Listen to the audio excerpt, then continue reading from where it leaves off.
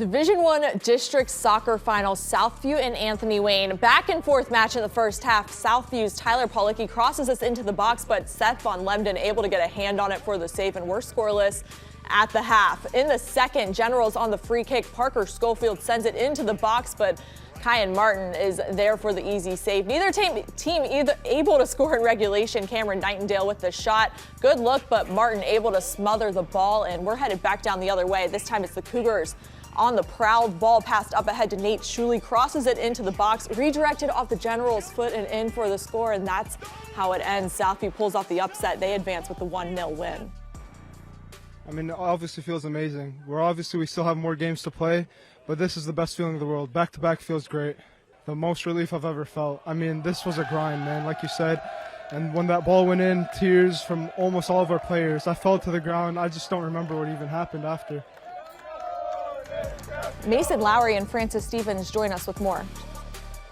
Well, these cardiac Cougars can only do it in one way in the tournament, and that's in overtime. I've seen more overtime here in the last couple days than I've seen probably in the last 5 years. But again, these kids have shown some resilience, some character, pedigree about them. The experience that they had last year really showed today. Wasn't the cleanest game between both these teams. Again, both of them couldn't really find the back of the net, but all that mattered was this: you get a lucky bounce. Those things need to happen in the state tournament, and it worked for Southview today.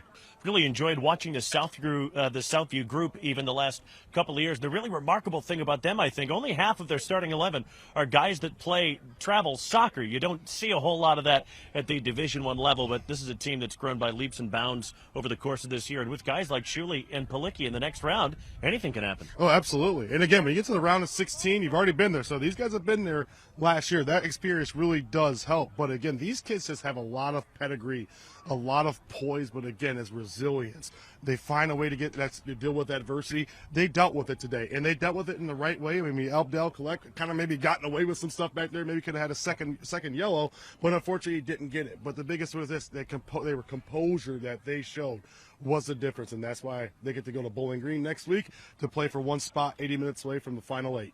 The Cougars survive and advance into the regional semis. They beat Anthony Wayne, the NLL champions, 1-0 in overtime.